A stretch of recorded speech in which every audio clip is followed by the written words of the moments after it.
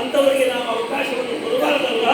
ಯಾಕಂದ್ರೆ ನಾವು ಎಷ್ಟು ಮಂದಿ ಇಲ್ಲಿಯವರೆಗೆ ಬಂದಿದ್ದೇವೋ ಅಷ್ಟೇ ಹಿಂದೆ ಹೋಗಬೇಕಲ್ಲ, ನಾವು ಲೆಕ್ಕ ಕೊಡಬೇಕು. ಹೌದು, ಆದ್ದರಿಂದ ಅವರೆಲ್ಲರಿಂದಲೂ ಆಗುವಂತಹ ಕೃತ್ಯವಲ್ಲ.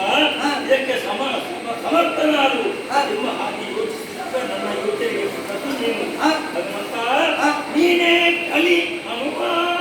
ಹೌದು ಜಾಂಬವರೇ, ನಮಗೆ ಕಾಣ್ತಾ ಉಂಟು ಕಲಿತದ್ದು ಇನ್ನೂ ಕಡಿಮೆ ಆಯಿತು, ಕಲೀಲಿಕ್ಕೆ ಉಂಟು ಕಲೀಲಿಕ್ಕೆ ಉಂಟು ಅಂತ.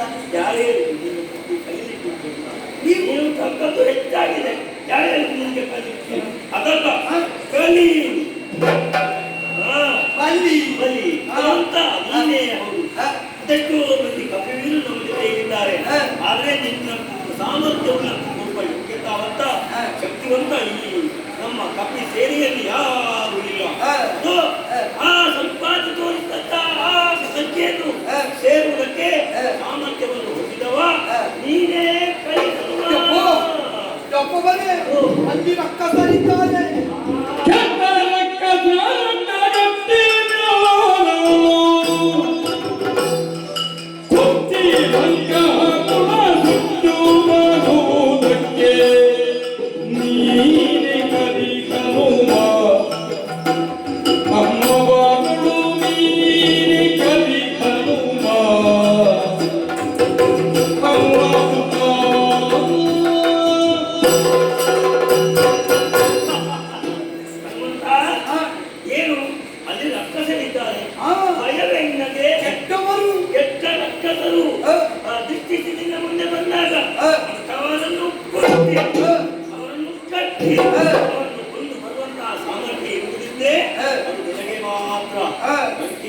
ಸೇರಿದಾಗ ಪುನರದೆ ಲಂಕೆಯನ್ನು ಸುಟ್ಟು ಬರುವಂತಹ ಸಾಮರ್ಥ್ಯ ನೀನು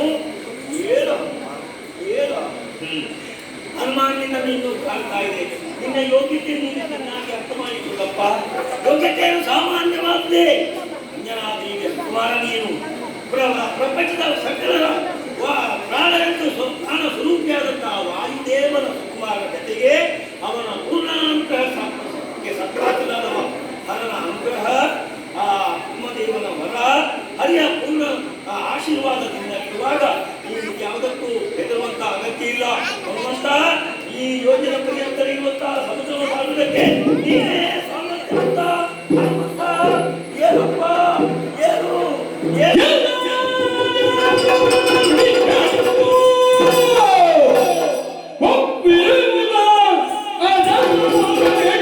Oh!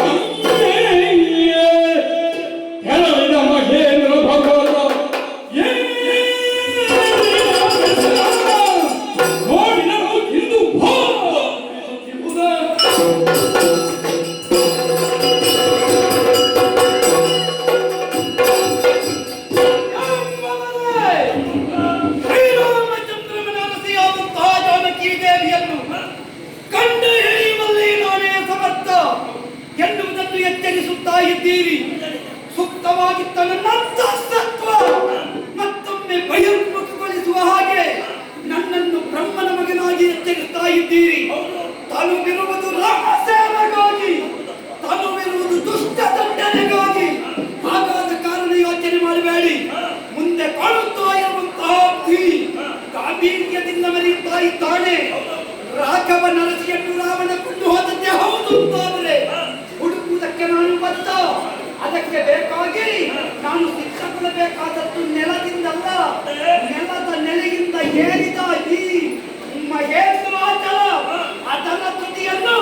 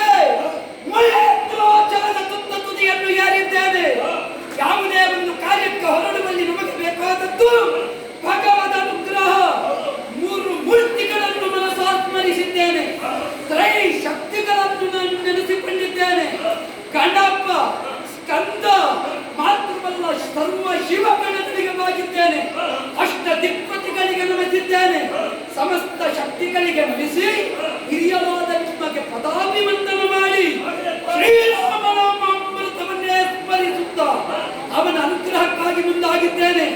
ಆದರೆ ಇದು ಬಹು ದೀರ್ಘ ದೇಹ, ಹೀಗೆ ಹಾರುವುದಲ್ಲ. ನಮ್ಮ ದೇಹವನ್ನೇ ಸೂಕ್ಷ್ಮಗೊಳಿಸಬೇಕಾದ ಅನಿವಾರ್ಯತೆ ಉಂಟು. ಹಾಗಾಗಿ ಜ್ಞಾನ, ಉದಾನ, ಸಮಾನ, ಪ್ರಾಣ, ಅಪಾನ ಎನ್ನುವಂತಹ ಈ ಪಂಚವಾಯುಗಳನ್ನು ಅಂಚೆಯಲ್ಲಿರಿಸಿಕೊಂಡು ಸ್ಥೂಲ ಕಾಯವನ್ನು ಇದು ಕುಂಡಲಿನಿ ಶಕ್ತಿಯಲ್ಲಿ ಕೇಂದ್ರೀಕರಿಸಿ ಮಣಿಪುರದಲ್ಲಿ ಲೀನಗೊಳಿಸಿ ಸೂಕ್ಷ್ಮವಾಗಿಸಿದ್ದೇನೆ. ನಾವು ಒಂದೇ ನೆಗೆತಕ್ಕೆ ಹಾರಬೇಕು. ಅದಕ್ಕೆ ಬೇಕಾಗಿ ಈ ಮಹೇಂದ್ರಾಚಲದ ತುದಿಗೆ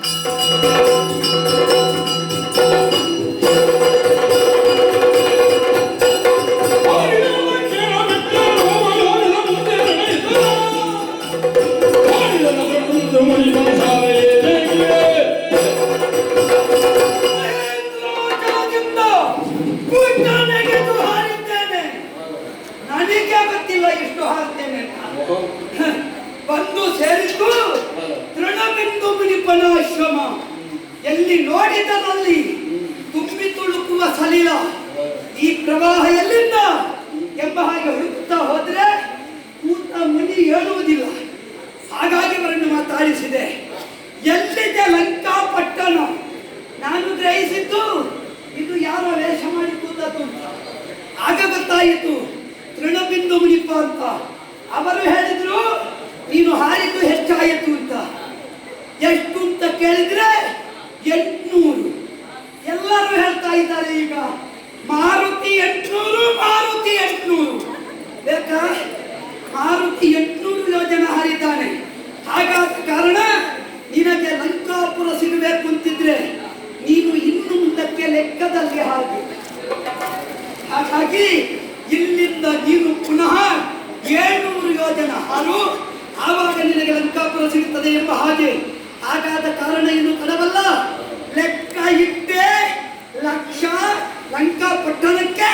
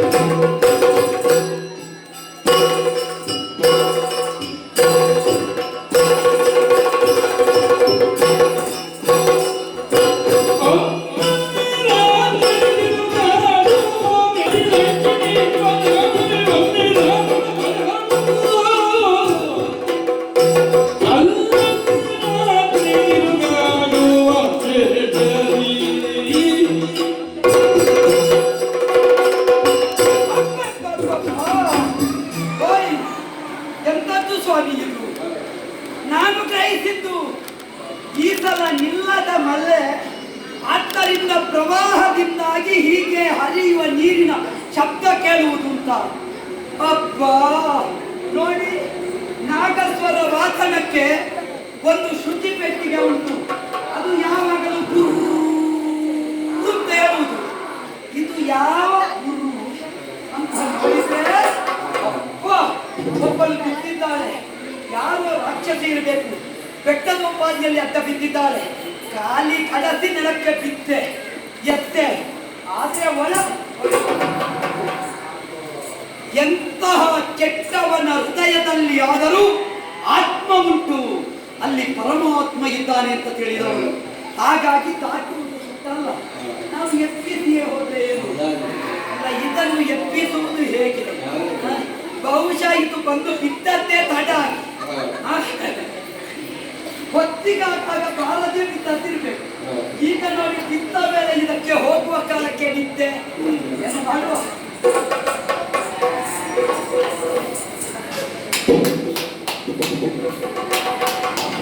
ಇದಕ್ಕೆ ಯಾವುದೂ ನಾಟುವುದಿಲ್ಲ, ಇದನ್ನು ಎತ್ತಿಸಬೇಕಲ್ಲ.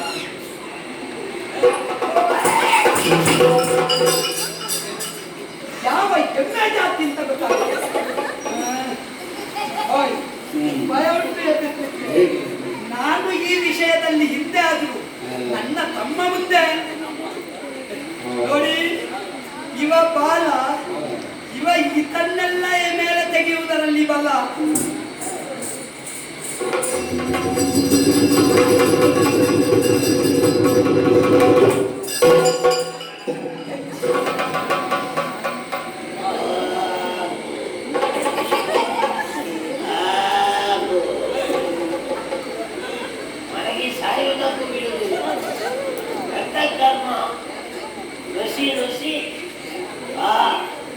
ಎಲ್ಲೆಲ್ಲಿ ನನ್ನ ದೇಹದಲ್ಲಿ ಇಟ್ಟು ರಂಧ್ರ ಉಂಟು ಅಲ್ಲಿಗೆಲ್ಲ ಹೋಗ್ತಾರೆ.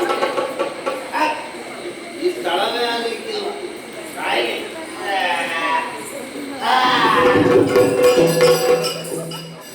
ಇದನ್ನೆಲ್ಲ ಕಾವಲಿಗಿದ್ರೆ ಆದಿತ 100 ಜನ ತಿನ್ನುವುದು ಅಂತಕ್ಕೆ ಬೇಕು. ಮತ್ತೆ ಆಹಾರದ ಕೊರತೆ ಕಾಣದೆ ಇದ್ದಿದ್ದ ಏನು ಇಡಬಾರದು.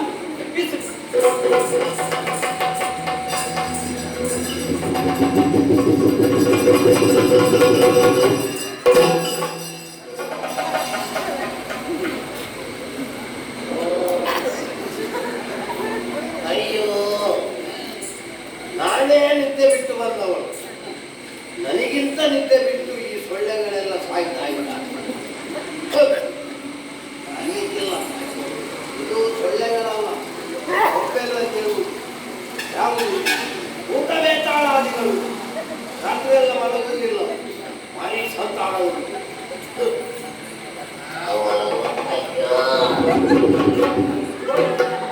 ಇಲ್ಲ, ಇದು ಹೇಳುವ ಕಾಲಿಡಬೇಕು, ಎಲ್ಲಿ ಕೈ ಇಡಬೇಕು ಅಂತ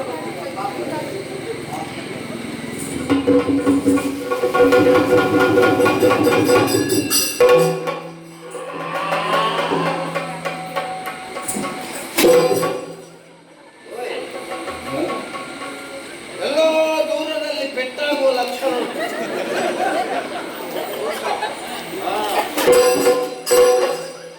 ದೂರದಲ್ಲಿ ಅಲ್ಲ, ಹತ್ತಿರದಲ್ಲಿ ಆಗುತ್ತಾ ಉಂಟು. ಸ್ವಲ್ಪ ಕಿವಿ ಕೊಡುವ.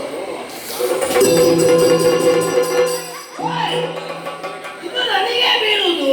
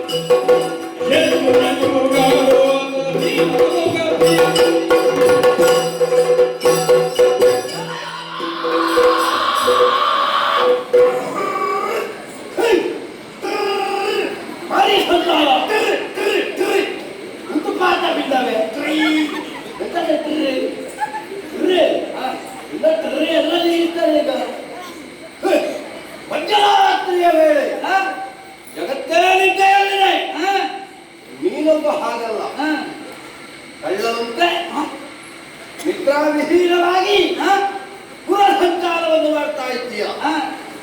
ನನ್ನ ಆಕ್ಷೇಪ ಅಲ್ಲ, ನನ್ನಷ್ಟಕ್ಕೆ ಮಲಗಿದ್ದೆ. ನನಗೆ ಮಲಗಲಿಕ್ಕೆ ಸಿಗುವುದೇ ಅಪರೂಪ. ಅಷ್ಟು ಕೆಲಸ ಹೌದೇ. ಆ ಕಾರ್ಯದ ಒತ್ತಡದ ಮಧ್ಯೆಯೂ ಒಂದು ಸ್ವಲ್ಪ ಮಲಗಬೇಕು ಎನ್ನುವ ಹಾಗೆ ಬಯಸಿದ್ರೆ ಅಲ್ಲಿಗೆ ಬಂದು ತೊಂದರೆ ಕೊಡ್ತಾ ಇದ್ದಿ. ಏಕಯ್ಯ ಯಾರು ನೀನು? ಎಲ್ಲಿಂದ ಬಂದೆ?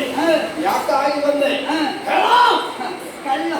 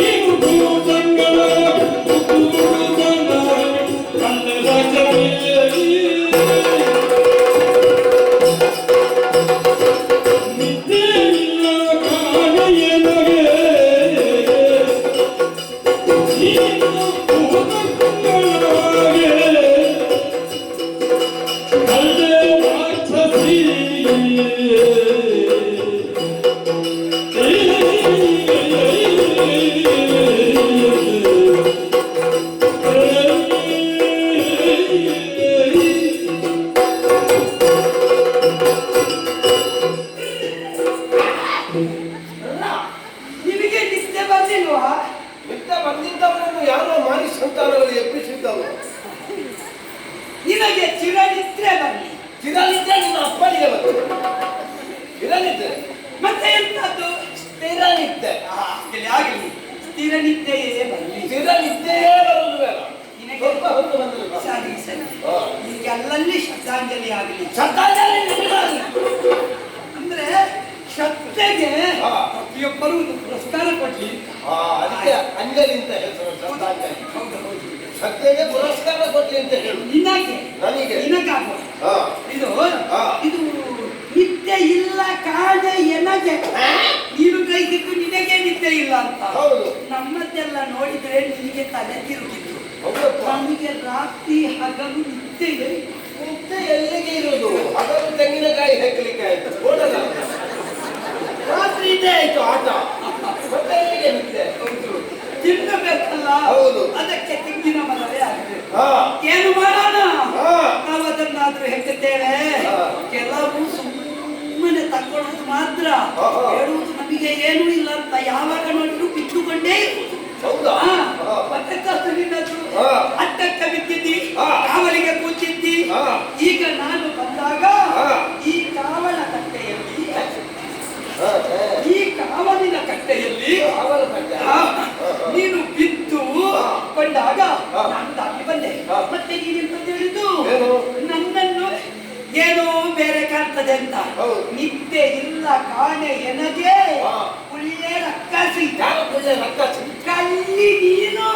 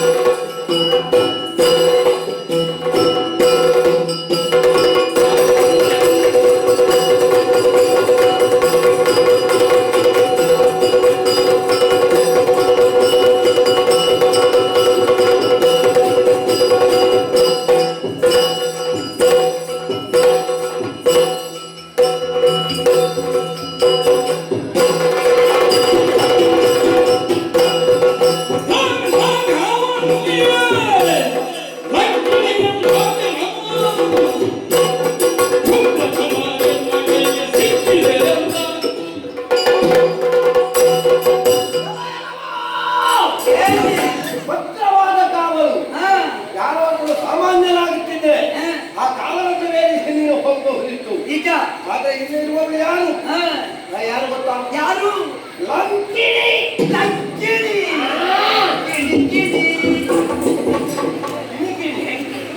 ಮಕ್ಕಳಿದೆ.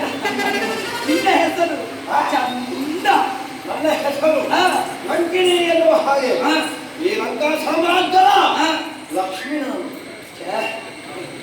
ನೋಡು, ನನ್ನ ಮುಖ ನೋಡು, ನಿನಗೆ ಒಳ್ಳೆಯದಾಗುತ್ತದೆ. ನಿನಗೆ ಒಂದು ಅಲಂಕಾರ ಮಾಡಬೇಕಿದ್ರೆ ಎಷ್ಟು ಹೂ ಬೇಕು, ಎಷ್ಟು ಬಟ್ಟೆ ಬೇಕು. ಯಾರಿಗೆ? ಹಾಗಲ್ಲ, ಲಂಕೆಯ ಭಾಗ್ಯದೇವತನಾಗಿದ್ದೇನೆ. ಹಾಗೆ ಮಾತ್ರ ಅಲ್ಲ, ಲಂಕೆಯ ಪುರದ ರಕ್ಷಕಿನಾಗಿದ್ದೇನೆ. ನನ್ನ ಕಾವಲಿರುತ್ತ ಒಬ್ಬ ಕಾಡ ಕೋಡಗ ಮಧ್ಯರಾತ್ರಿಯ ವೇಳೆಯಲ್ಲಿ ಕಳ್ಳರಂತೆ ಪ್ರವೇಶ ಮಾಡಿದ್ದೀವಿ. ನಿನ್ನ ಮುಖ ನೋಡುವಾಗಲ್ಲ, ನಿನ್ನ ಸ್ವಭಾವ ನೋಡುವಾಗ ನೀ ಮರದಿಂದ ಮರಕ್ಕೆ ಹಾರಿ ಯಾರಿಗೂ ಗೊತ್ತಾಗದ ರೀತಿಯಲ್ಲಿ ಕತ್ತು ತಿನ್ನುವ ಕಳ್ಳ ಕೋಡಗ ಹಾಗೆ ಕಾಣಿಸ್ತಾ ಇದ್ದೀವಿ. ಯಾರು ನೀನು? ಏ ಕಳ್ಳ,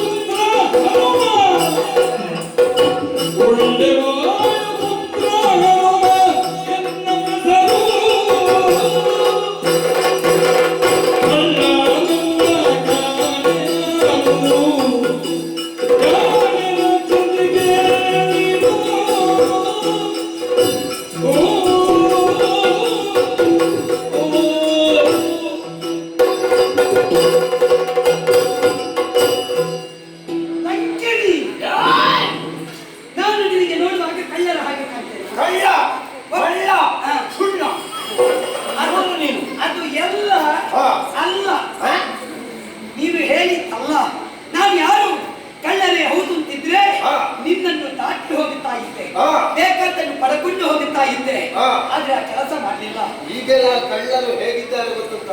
ಮನೆಯವರಿಗೆ ಗೊತ್ತ ಹಾಗೆ ಕಳ್ಳತನ ಮಾಡಬೇಕು ಅಂತ ಸಂಕಲ್ಪಿಸಿದಂತಹ ಕಳ್ಳರಿರುವುದು. ಅಂತಹ ಕಳ್ಳನಾದಂತಹ ನೀನು ನನ್ನನ್ನು ಎಬ್ಬಿಸಿ ಕಳ್ಳತನ ಮಾಡುವಂತ ಬಯಸುತ್ತಿರುವುದು. ನಿನ್ನ ಅನುಭವ ಅನುಭವ ಅಲ್ಲ, ತಿಳುವಳಿಕೆ ಇರಲಿ. ಆದ್ರೆ ನಾನಂತವನಲ್ಲ. ನಾನು ಯಾರು? ಒಳ್ಳೆ. ನೀ ಒಳ್ಳೆ, ನೀನು ಒಳ್ಳೆ ಅಲ್ಲ. ನಾನು ಒಳ್ಳೆ ಅಂದ್ರೆ ಒಳ್ಳೆಯವ ಅಂತ. ಒಳ್ಳೆಯವ. ನನ್ನ ಅಪ್ಪನೂ ಒಳ್ಳೆಯವನಿ. ನಿನ್ನಪ್ಪ ಒಳ್ಳೆಯವ. ನೀ ಒಳ್ಳೆ, ಅವ ಒಳ್ಳೆಯವ. ಒಳ್ಳೆಯವ ನಿನ್ನಲ್ಲಿ ಬರುವ ನನ್ನಲ್ಲಿ ಈಗ ಪ್ರಶ್ನೆ ಉಂಟು. ನನ್ನದು ಪ್ರಶ್ನೆ ಈಗ ಪ್ರಾರಂಭ. ಒಳ್ಳೆ ವಾಯು ಅಂತ ಹೇಳಿದ್ರೆ ಯಾವುದು? ಕೆಟ್ಟ ವಾಯು ಅಂತ ಹೇಳಿದ್ರೆ ಯಾವುದು? ವಾಯುಗಳಲ್ಲಿ ಎಷ್ಟು ವಿಧ? ಅದರಲ್ಲಿ ನಿನ್ನ ಅಪ್ಪನ ವಾಯು ಯಾವುದು? ನನ್ನದ್ದು ಸ್ವಾಗತ ಉಂಟು. ವಾಯುಗಳಲ್ಲಿ 10 ವಿಧ. 5 ಉಪವಿಭಾಗ, 5 ಪ್ರಧಾನ ವಿಭಾಗ. ಪ್ರಧಾನ ವಿಭಾಗದ 5 ಯಾವುದು? ಧ್ಯಾನ, ಉದಾನ, ಸಮಾನ, ಪ್ರಾಣ, ಅಪಾನ. ಅಪಾನ, ವ್ಯಾನ, ಉದಾನ, ಸಮಾನ. 5 ಆಯ್ತು. 5 ಉಪವಿಭಾಗ ಯಾವುದು? ಕೃಕರ, ವಾಯು, ಸ್ತಂಭ, ಸಿದ್ಧಿ, ಪ್ರಜ್ವಲ. ಪ್ರಜ್ವಲ ಅದರಲ್ಲಿ ಉಂಟ. ಇದರಲ್ಲಿ ಪ್ರಜ್ವಲ ಉಂಟ. ಆಯ್ತು, ಮುಂದೆ ಹೋಗಲಿ. ಅದರಲ್ಲಿ ಒಳ್ಳೆದು ಯಾವುದು, ಕೆಟ್ಟದ್ದು ಯಾವುದು? ಈಗ ಒಳ್ಳೆ ಪ್ರಾಣವಾಯುವೇ ಪ್ರಧಾನವಾದ, ಅದನ್ನು ಶ್ರೇಷ್ಠ ಅಂತ ನಾವು ಕೇಳಿದ್ದೇವೆ. ಧ್ಯಾನ ಅಂದ್ರೆ ಎಲ್ಲಾ ಕಡೆ ವ್ಯಾಪ್ತಗೊಂಡಿರುವಂತದ್ದು. ಅಪಾನ ಉಂಟಲ್ಲ, ಅದು ಈ ಬಾಯಿಂದ ಬರ್ತದಲ್ಲ, ಈಗ ಅದು ಎಲ್ಲಿಂದ? ಈ ಬಾಯಿಯಿಂದ ಈ ಬಾಯಿಯಿಂದ ಬೇರೆ ಕಡೆಯಿಂದ ಅದು ಬೇಡ ಇಲ್ಲಿ. ಮತ್ತೆ ಹಾಗಾಗಿ ಇತ್ಯಾದಿ ಇರ್ತದೆ. ಅಂತ ಶ್ರೇಷ್ಠ ವಾಯು ಪ್ರಾಣವಾಯುವೆನಿಪ್ಪ ವಾಯುವೆನ್ನಯ್ಯ ತಾತ. ಅಂತ ವಾಯುದೇವನ ಮಗ ನಾನು ಹನುಮಂತ.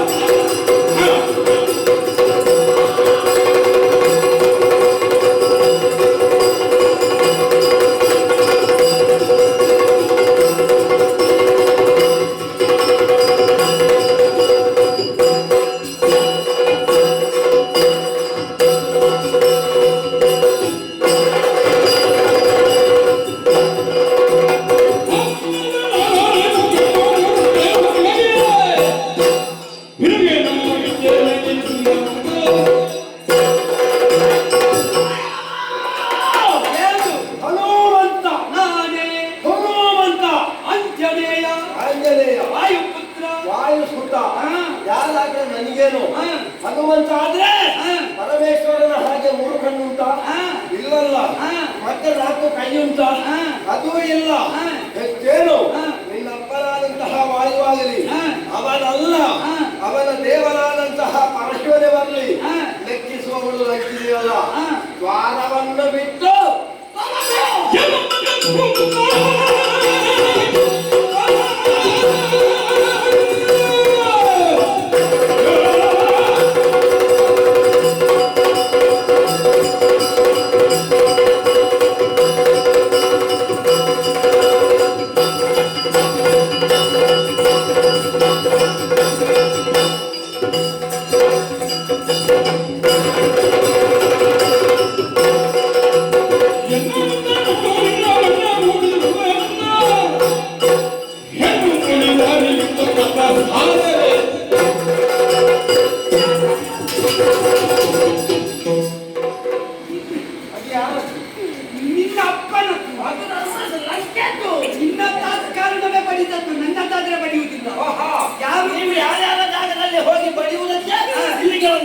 ಕೆಲವು ಸಲ ಬೇರೆಯವರ ಜಾಗಕ್ಕೆ ಬಡಿದಾಗ ಮಾತ್ರ ಗೊತ್ತಾಗುವುದು. ಇನ್ನೊಬ್ಬರದ್ದಕ್ಕೆ ಬಡಿದ್ರೆ ನಿಮ್ಮದ್ದಕ್ಕೆ ಬರ್ತದೆ ಅಂತ. ಈಗ ನನಗೆ ಅರ್ಥ ಆಯ್ತು. ನೀನು ಈಗಲ್ಲ, ಮೊದಲಿಂದಲೂ ಹಾಗೆ ಸಿಕ್ಕದ್ದನ್ನು ಬಡ್ದೇ ಇಲ್ಲಿಗೆ ಬಂದದ್ದು ಅಂತ ಕಾಣುತ್ತದೆ. ನಾನು ಬದಿದೆ ಈ ಮಟ್ಟಕ್ಕೆ ಬಂದದ್ದು. ಇಲ್ಲದಿದ್ರೆ ಯಾರು ನನ್ನನ್ನು ಬಜರಂಗಿ ಅಂತ ಕರೆಯುವುದಿಲ್ಲ. ನೀನು ಬಜರಂಗಿ? ಹಾಗಾಗಿ ಹೇಳ್ತಾ ಇದ್ದೇನೆ, ಬಜರಂಗಿ ನನ್ನ ಒಂದು ಹಸ್ತ ಸಾಕು, ನಿನ್ನನ್ನು ಇಲ್ಲ ಅಂತ ಮಾಡಿ ನೀನು ಅದನ್ನು ಎತ್ತಿದೆಯೋ ನಾನು ಮಲೆತು ನಿಂತ್ರೆ ಬಜರಂಗಿ ಎರಡಾದಿತ್ತು. ಎಂತದ್ದು? ಪೆಟ್ಟಿನಲ್ಲಿ ನೀನು ಎರಡಾಗಿ ತಿಂತ. ಹಾಗಾಗಿ ನಿನಗೆ ಯಾರಾಗಬೇಕು? ನಮ್ಮನ್ನು 2 ಮಾಡ್ತೇವೆ ಅಂತ ಎಷ್ಟು ಮಂದಿ ಹೇಳಿದ್ದಾರೆ. ನಾವು 2 ಆಗುವ ಪ್ರಶ್ನೆ ಇಲ್ಲ. ನಾವು ಯಾರನ್ನಾದ್ರೂ 2 ಮಾಡಿಯೋ ಬಿಟ್ಟರೆ ನಾವು 2 ಆಗ್ಲಿಕ್ಕೆ ಹುಟ್ಟಿಡಬೇಕು. ನಮಗೆ ಗೊತ್ತಾಗ್ತದೆ. ಮತ್ತೆ ಈ ಸಲ ನಿಮ್ಮ ಸುದ್ದಿಯೇ ಹೇಳದಂತೆ ಮಾಡ್ಲಿಕ್ಕೆ ಬಂದವ ಹನುಮಂತನಾದರೇನು? 3 ಕಣ್ಣು ನಿನಗುಂಟೇನು? ನನಗೂ ಉಂಟು. ತೋರಿಸಬೇಕಾ? ತೋರಿಸು. ಎಷ್ಟು? 2 ಕಾಲಲ್ಲಿ ಮೆಚ್ಚಿದ್ರೆ ಕೆಟ್ಟವನ ರಸ ತಳಕಿಳಿಬೇಕು. 3ನೇ ಕಣ್ಣು ಬಾಲ ಅಂತ. ಮಾನವತೆ ಹೆಣ್ಣಿನ ಮುಂದೆ ನಿನ್ನ ಹಿಂಭಾಗವನ್ನು ಇಲ್ಲಿಗೆ ಕಾಲು ಮೇಲೆ ಬರುವಾಗ ಮಾನದ ಬಡವೆ ಇಲ್ಲ. ಅದು ನಿದ್ರಾದೇವಿಗೆ ವಶವಾಗಿದ್ದದ್ದು. ಆಗ ಹೇಗಿರ್ತಾರಂತ ಹೇಳುವುದಕ್ಕಾಗುವುದಿಲ್ಲ. ನೋಡುವಂತಹ ನೀವು ಕಣ್ಣನ್ನು ಜಾಗ್ರತೆಗೊಳಿಸಿಕೊಳ್ಳಿ. ನೋಡುವುದಲ್ಲ, ಹೆಣ್ಣಾದವನು ಮಾನ ಎನ್ನುವ ವ್ಯಾಪ್ತಿಯ ಮೌಲ್ಯವನ್ನು ನಿದ್ದೆಯಲ್ಲಿಯೂ ಎಚ್ಚರದಲ್ಲಿದ್ದಂತೆ ಕಾಪಿಟ್ಟುಕೊಳ್ಳಬೇಕು. ನಿದ್ರಾದೇವಿಗೆ ವಶವಾಗುವುದು ಅಂತ ಹೇಳಿದ್ರೆ ಅದೆಲ್ಲ ಪುಣ್ಯಾತ್ಮ. ಇಲ್ಲದಿದ್ರೆ ಎಚ್ಚರದಲ್ಲಿ ಇರ್ತಾರೆ ಅಂತ ಹೇಳುವುದು. ನಿದ್ರಾದೇವಿಯಾದರೂ ಭಂಗಿಸದ ಸ್ಥಿತಿಗೆ ಮಾನವತಿ ಅಂತ ಹೇಳುವುದು. ಮಾನ ನಿನ್ನ ಪ್ರಾಣ ಉಳಿದ್ರಲ್ವಾ ಮಾನ? ಯಾವ ಪ್ರಾಣ ತೆಗೆಯುವವ? ಜಾತಿ ಬಿಡುವೆಯಾ? ನೀನು ಬಜರಂಗಿ, ನೀನು ವಜ್ರಶರೀರಿ. ನನ್ನ ಮುಷ್ಟಿ ಹಿಡಿದು ಬ್ರಹ್ಮರಂಧ್ರಕ್ಕೆ ಬಿಗಿದ್ರೆ ರಸ ತಳಕಿಳಿಬೇಕು. ನಿನ್ನಕ್ಕೆ ಬರೀತಿದ್ದರಲ್ಲೇ ಇನ್ನು ಬಜರಂಗಿಯ ಸುದ್ದಿ ಬೇಡ ಅಂತ ಹೇಳಬೇಕು. ಅಷ್ಟು ಮಾತಾಡ.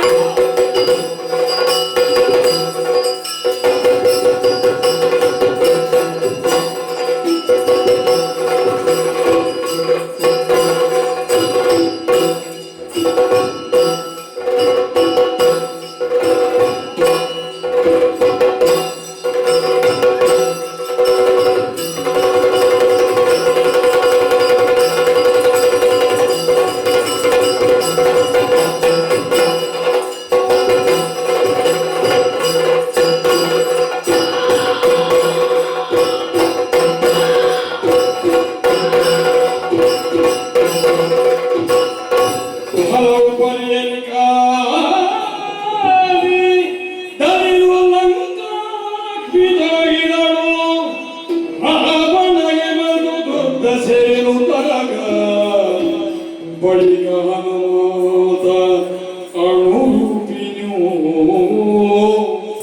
ಬರುದಲ್ಲಿ ಸುಳಿದಾಡಿಯೊಳು ಕೂತಿರಲು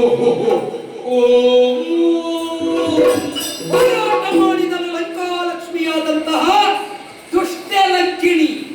ಅವಳನ್ನು ನನ್ನ ಮುಷ್ಟಿಗೆ ಆಘಾತಕ್ಕೆ ಒಳಪಡಿಸಿದ ಕಾಲದಲ್ಲಿ ಇಹವನ್ನು ಬಿಟ್ಟರು, ಪರವನ್ನು ನೋಡಿ ಸೇರಿದಳು ಅಂತ ನೋಡಿದ್ರೆ ಯಾವಳೋ ಒಬ್ಬಳು ರೂಪಸಿ ಬಂದು ನನ್ನನ್ನು ಭಜಿಸುತ್ತಾ ಇದ್ದಾಳೆ. ನಿನ್ನಿಂದ ನನಗೆ ಮುಕ್ತಿಯಾಯಿತು ಎಂಬ ಹಾಗೆ ಯಾರಮ್ಮ ನೀನು ಅಂತ ಕೇಳಿದರೆ ಹೇಳ್ತಾಳೆ, ನಾನು ಅಶ್ವಿನಿ ಎನ್ನುವಂತಹ ಯಕ್ಷಿಣಿ. ಹಿಂದಕ್ಕಾದರೂ ಬ್ರಹ್ಮ ಕಪಾಲ ಹಿಡಿದು ಬೇಡುವುದಕ್ಕೆ ಬರುವ ಕಾಲದಲ್ಲಿ ಅವನ ಬಟ್ಟಲಿಗೆ ನಾನು ಕಲ್ಲನ್ನು ಹಾಕಿದೆ. ಆವಾಗ ಕೋಪಗೊಂಡಂತಹ ಕಾಲ ನನ್ನ ಪಾಲಿಗೆ ಇದ್ದ ಶಾಪ, ಕುಮ್ಮಿನಿಯಲ್ಲಿ ನೀನೊಬ್ಬಳು ದುಷ್ಟ ರಕ್ಷಕಿಯ ರಾಕ್ಷಸಿಯಾಗಿ ಹುಟ್ಟು ಎಂಬ ಹಾಗೆ ಆಂಜನೇಯನಿಂದ ವಿಶಾಪ ಮಾಡಿದಂತೆ. ಹಾಗಿದ್ದೆ ಹನುಮಂತನ ಹುಟ್ಟು ಶಿವಕಲ್ಪದಲ್ಲಿ ಉಂಟು. ಹಾಗಾದ ಕಾರಣ ಈ ವೇಳೆಯಲ್ಲಿ ಅವಳಿಗೆ ಮುಕ್ತಿಯಾಯಿತು. ನಾನಿನ್ನು ಸೇರಬೇಕಾದದ್ದು ಸೀತಾನ್ವೇಷಣೆಯ ಲಕ್ಷ್ಯದಿಂದ ಅನುರೂಪವನ್ನಂತೂ ಲಂಕೆಯ ಪಟ್ಟಣದಲ್ಲಿ ಸೀತೆಯನ್ನು ಹುಡುಕುತ್ತೇವೆ.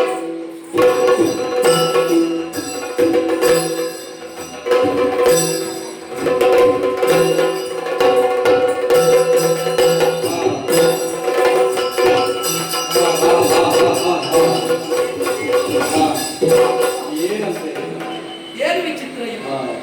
ಸೂಕ್ಷ್ಮ ರೂಪವನ್ನಂತೂ ಒಂದು ಗೃಹವನ್ನು ಪ್ರವೇಶ ಮಾಡಿದೆ. ಅಪ್ಪಾ, ಒಬ್ಬ ಬಿದ್ದಿದ್ದಾನೆ. ಅವನ ಕಾಲಿಗೆ ನನ್ನ ತನು ಕಂಬಕ್ಕೆ ಬಡಿಯುತ್ತಾ ಉಂಟು. ಸುಳಿದು ಲಂಕೆಯಲ್ಲಿ ಕೊನೆಗೆ ಇವನ ಗೃಹ ಸೇರಿದಾಗ ಇಷ್ಟು. ಹಾಗೆ ಇದು ಎಲ್ಲಿಯ ಹಾಡಿದ್ದ ನೋಡಿದ್ರೆ ಮೇಲೆ ನೋಡಿದ್ರೆ ಕುಂಭಕರ್ಣನ ಗೃಹ ಅಂತ ಬರೆದಿದೆ. ಹಾಗಿದ್ರೆ ಕುಂಭಕರ್ಣನ ಮೂಗಿನ ಒಳ್ಳೆಯಿಂದ ಬರುವ ಗಾಳಿಗೆ ಸೂಕ್ಷ್ಮ ರೂಪದಲ್ಲಿದ್ದ ನಾನು ಈ ರೀತಿಯಾಗಿ ಹೋದೆ. ಅಂತೂ ಇಲ್ಲಿ ಜಾನಕಿ ಇಲ್ಲ. ಅಲ್ಲ, ಇಲ್ಲಿ ಹೇಗಿರುವುದು? ಇವನಲ್ಲಿ ಯಾರಾದ್ರೂ ಇದ್ದಾರ? ಇವನಿಗೆ 6 ತಿಂಗಳಿಗೊಮ್ಮೆ ಎಚ್ಚರ, ಮತ್ತೆ ನಿದ್ದೆ. ಹಾಗಾದ ಕಾರಣ ಇವಲ್ಲ, ನಮಗೆ ಲಕ್ಷ ಇನ್ನೊಂದು ಗ್ರಹ ಸಾಧನೆ.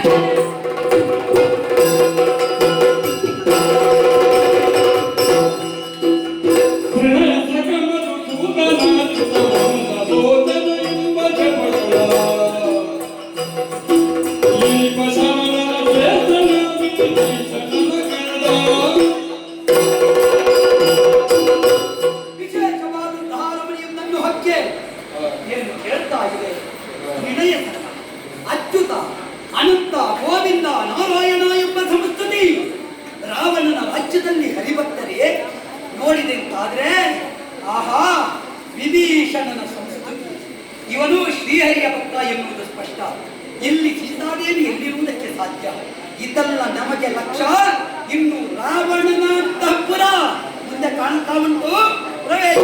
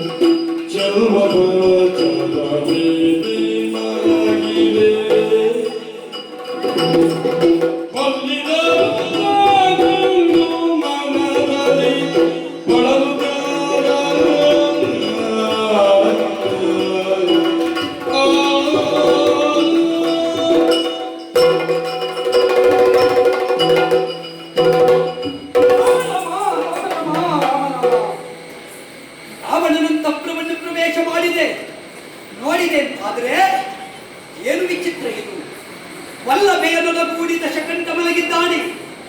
ಯಾರೇ ವಲ್ಲಭೆ ಆಗಿರಬಹುದು? ಬಹುಶಃ ಕತ್ತು ತಂದದ್ದು ಜಾನಕಿ ದೇವಿ ಅನ್ನಲ್ವೇ? ದೋಷ ದೋಷ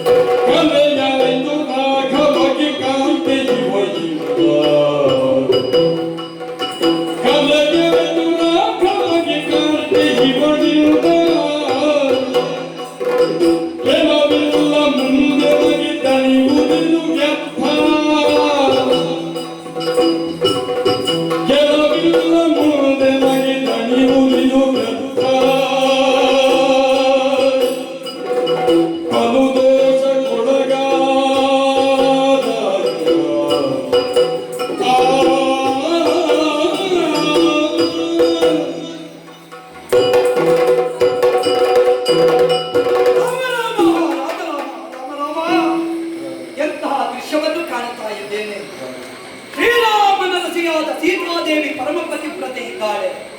ಆ ಮಹಾತಾಯಿಯನ್ನು ಕಾಣುವ ಸೌಭಾಗ್ಯ ಸೀತಾರಾಮರನ್ನು ಒಂದು ಮಾಡುವಂತಹ ಸುಯೋಗ ನನ್ನ ಪಾಲಿಗೆ ಪ್ರಾಪ್ತವಾದೀತು ಅಂತ ಬಹಳ ಉತ್ಸಾಹದಿಂದ ಬಂದ್ರೆ ಚೆಲುವ ಮಂಚದೊಳಗೆ ರಾವಣನ ಒತ್ತಿನಲ್ಲಿ ಮಲಗಿದ್ದಾನೆ. ಪಲ್ಲಂಕದಲ್ಲಿ ಮಲಗಿರುವ ಈಕೆಯನ್ನು ವೀಕ್ಷಿಸಿದ್ರೆ ಇವಳು ಶ್ರೀರಾಮನ ರಸಿ ಸೀತೆಯೇ ಇರಬೇಕು. ಛೇ ಛೇ ಬಲು ದೋಷ ಒಳಗಾದ ಅಪಿದಶ ಕಂಡ ಅಲ್ಲಿ ವಂಚಿಸಿ ಜಾನಕಿಯನ್ನು ತಂದ. ಇಲ್ಲಿ ಯಾವುದೋ ಮಾಸದಿಂದ ಜಾನಕಿಯನ್ನು ತನ್ನ ಒತ್ತಿನಲ್ಲಿ ಇರಿಸಿಕೊಂಡ. ಈ ಕ್ರಿಯೆಯಿಂದ ಏನಾಯಿತು? ಲೋಕದಲ್ಲಿ ವಂದ್ಯ ಎನ್ನಿಸಿದಂತಹ ಶ್ರೀರಾಮಚಂದ್ರನ ಚಾರಿತ್ರ್ಯಕ್ಕೆ ಕಳಂಕವಾಯಿತು. ಇವಳಿಂದ ಕಳಂಕವಾಯಿತು.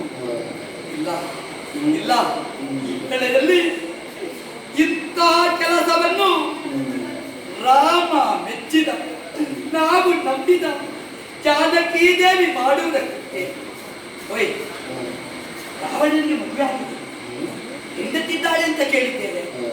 ಒಮ್ಮೆಲೆ ನಾವು ಆತುರದ ಕೈಗೆ ಬುದ್ಧಿಯನ್ನು ಕೊಡಬಾರ್ದಲ್ಲ. ಶ್ರೀರಾಮ ಹೇಳಿದ ಗುರುತು ನೋಡೋಣ.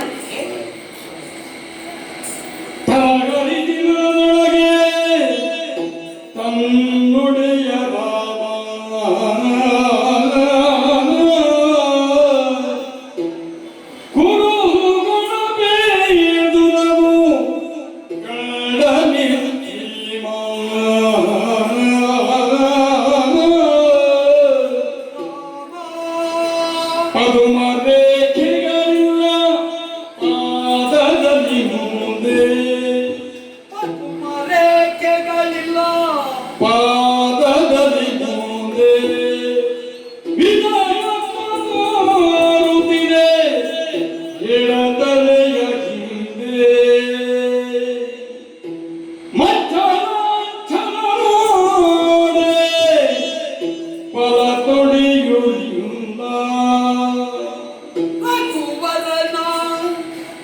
ಸಂದೀವನು ಸರ್ವದ ಅಚ್ಯುತನದೀವನು ಸರ್ವದ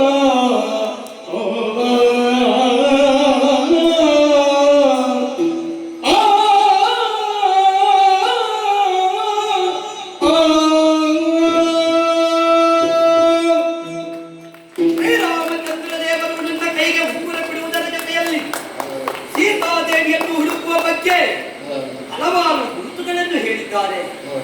ಆ ಗುರುತ ಇವರಲ್ಲಿ ಇರಬಹುದೇ? ಪ್ರಥಮ ರೇಖೆಗಳಿಲ್ಲ ಪಾದದಲ್ಲಿ ನೋಡಿ. ಸೀತಾದೇವಿಯ ಪಾದದಲ್ಲಿ ಪದ್ಮರೇಖೆ ಉಂಟು, ಇವರಲ್ಲಿಲ್ಲ. ತಲೆಯಲ್ಲಿ ನೋಡಿದ್ರೆ ವಿಧವತ್ವ ಕಾಣುತ್ತಾ ಉಂಟು, ಗಂಡ ಸಾಯುವ ಯೋಗ. ಇನ್ನೊಂದು ಮುಖ್ಯವಾದ ಗುರುತಲ್ಲ, ಮದ್ಯವಾಂಚನ ಉಂಟಂತೆ. ಅದು ಎಡ ತೊಡೆಯಲ್ಲಿ ನೋಡಬಹುದೇ? ನಾನು ಬ್ರಹ್ಮಚಾರಿಯಲ್ಲೇ, ಆದರೆ ನಾನು ಮಗು, ಅವಳು ಮಹಾಕಾಳಿ. ಮಾತೆಯನ್ನು ಕಂಡವ ನಾನು. ಶ್ರೀರಾಮನ ಪ್ರೀತ್ಯರ್ಥವಾಗಿ ಅವಳನ್ನು ತಾಯಿಯಾಗಿ ಕಂಡು ಯಾರೇ ಇರಬಹುದು, ನಾನು ಮಗುವಾಗಿ ನೋಡುತ್ತೇನೆ. ಮಧ್ಯಲಾಂಛನವೂ ಇಲ್ಲ, ಮಧುಮರೇಖೆಗಳಿಲ್ಲ, ಪಿತವತ್ವದ ಯೋಗ, ರಘುವರನ ಸತಿಯವಳು ಸರ್ವತ ಅಲ್ಲ. ಹಾಗಿದ್ರೆ ಎಲ್ಲಿದ್ದಾಳೆ ಅಂತ ಹುಡುಕಬೇಕು. ಚಿತ್ರ ಏನು ಮಾಡೋಣ? ಎಲ್ಲಿ ಅರಸಿದರೂ ಕೂಡ ಇವನು ಕಾಣ್ತಾ ಇಲ್ಲ. ಹಾಗಾದ ಕಾರಣ ಹುಡುಕುತ್ತಿದ್ದರೆ ಯಾರು ಹುಡುಕುವುದು? ರಾಮನೇ ಹುಡುಕಬೇಕು, ಹೌದಲ್ಲ? ಹಾಗಾದ ಕಾರಣ ಈ ಸಮಗ್ರ ಲಂಕಾ ಪಟ್ಟಣವನ್ನೇ ಹಿಡಿದು ನೇರವಾಗಿ ರಘುವರನ ಮುಂದೆ ಇಡ್ತೇನೆ. ಬಾಲವನ್ನದಕ್ಕಾಗಿ ಏನಂತೆ ಏನಂತೆ ಘನವಾಕ್ಯ ಹೌದಲ್ಲ? ಸೀತಾದೇವಿಯ ಅಶೋಕವನದಲ್ಲಿದ್ದಾಳೆ. ನಮ್ಮ ಪಯಣ ಅಶೋಕವನ ಸಾಗಿದೆ.